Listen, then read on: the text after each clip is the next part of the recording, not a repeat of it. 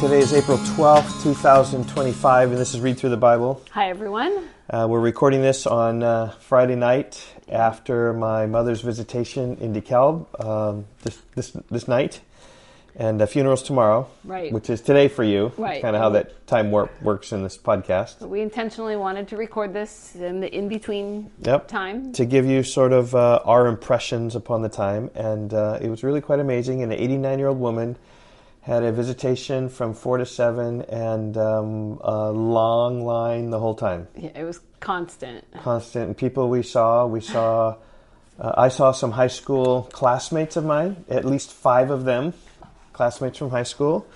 We saw a lot of neighbors from where my dad lives, right? And has lived for a long time. Very long time. They commented how they have seen him walking outside, pushing mom in a wheelchair. They've talked about that. We saw longtime people in the community who knew my dad, knew my sister. Lots of people from Rock Valley Bible Church came down. Yeah, We're thankful for all of you who came down. It felt so supportive, supported and loved. Saw a lot of people from my sister's church, a lot of people from my dad's church. Just, I'm trying to think of the number of pastors that showed up. Probably about 5, 6, 7 different pastors showed up.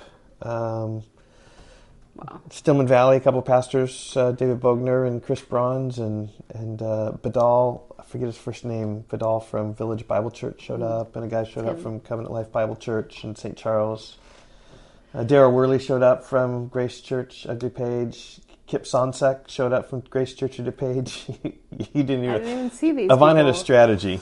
Yeah, so instead of standing in the line with the 5 siblings, which I did for a little while. Yeah. Then I kept seeing all these other people that I wanted to talk to, so I just kind of went the opposite direction, upstream on the line of people, and just stopped as soon as I saw someone I knew and walked with them for a little bit, brought them up to the family line, and then went back and found more people. So I did that for 3 hours. Yeah, and the time really flew by. It was really a joyous time for me, just meeting lots of people.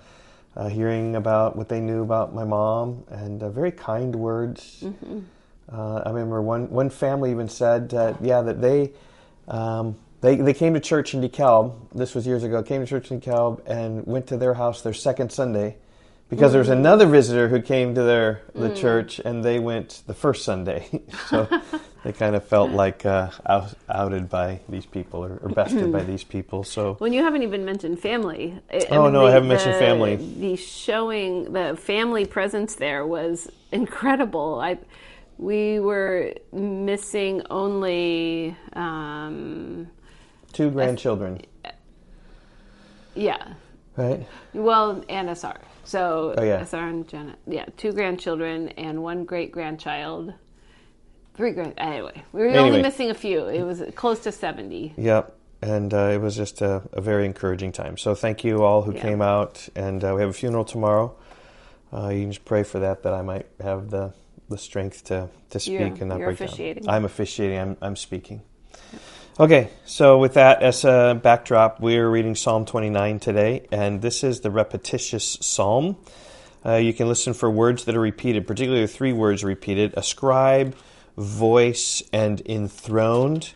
Ascribe is 3 times. The voice of the Lord is 6 times. And so in your summary, when you write down a summary of Psalm 29, it should have at least the voice of the Lord in it. And mine speaks about ascribe to the Lord glory and strength.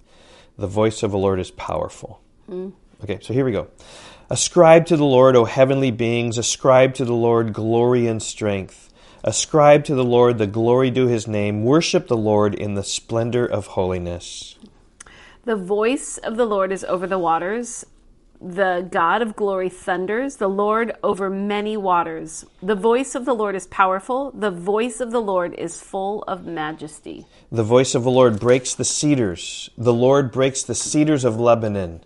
He makes Lebanon to skip like a calf, and Syrian like a young wild ox. The voice of the Lord flashes forth flames of fire. The voice of the Lord shakes the wilderness. The Lord shakes the wilderness of Kadesh.